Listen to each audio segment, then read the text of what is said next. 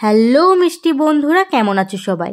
আশা করি প্রত্যেকে ভালো আছো, আমিও খুব ভালো আছি। জানো, আজকে আমি রান্না করব, তাই ভাবলাম ছোট্ট একটা ভিডিও তোমাদের সাথে শেয়ার করি। আমি মাথায় ক্যাপ পরে নিয়েছি, কারণ অনেক খড়কুটো মাথার মধ্যে পড়বে সেই জন্য, আর প্রতিদিন শ্যাম্পু করাটাও আমার পক্ষে সম্ভব নয়। তো চলো, আমাদের রান্নাঘরটা কেমন সেটাই তোমাদেরকে দেখাবো। এই যে আমাদের ছোট্ট রান্নাঘর, এখানে রয়েছে বান্না বাটার শিলনোড়া। এই যে আমার ঠাকুমা বান্না বেটে দিচ্ছে আমি রান্না করব বলে।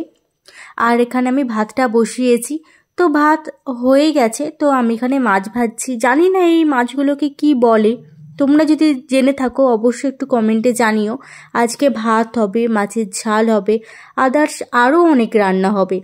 এই যে আমি বসে পড়েছি, কেমন দেখো। আর তোমাদের বাড়িতে আজ কী কী রান্না হচ্ছে একটু জানিও। তো চলো, আমার রান্না কমপ্লিটের দিকেই। তো আমি ভাবলাম, তখনও আমাদের কালী পুজো চলছিল, যে আমাদের ঠাকুরটা কেমন হয়েছে তোমাদেরকে দেখাবো।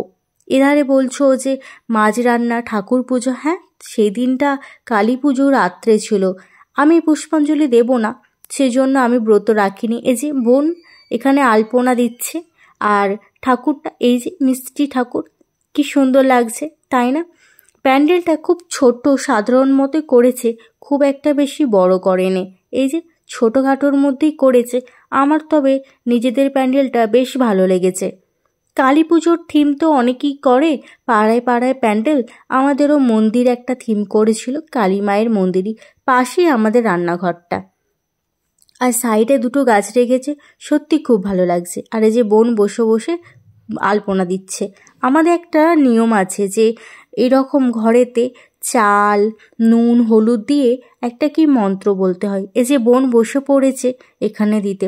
আচ্ছা, এই নিয়মটা কি তোমাদের রয়েছে? আমাকে একটু জানিও তো।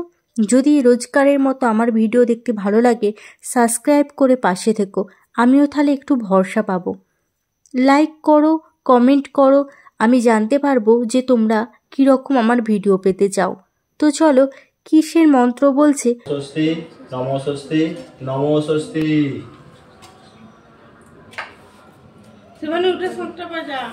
রান্না কমপ্লিট করে বিকালে সমস্ত কাজ কমপ্লিট করে চলে এসেছিলাম ছাদে। উঠেছিলাম ওপর ছাদে, মানে 3 তলার ছাদে। তো ছাদ থেকে দেখাচ্ছি যে তোমাদের আমাদের পাড়ার দৃশ্যটা কেমন লাগে। এই যে সাইডে রয়েছে বাঁশবাগান, ওখানে অনেক ধরনের গাছ রয়েছে। আর আমাদের বাদুরতলারও বাদুর গাছ আছে। চারিদিকটা সত্যি খুব ভালো লাগছে, যে এইরকম উঁচু থেকে একটা প্রাকৃতিক দৃশ্য দেখার মজাই একটা আলাদা।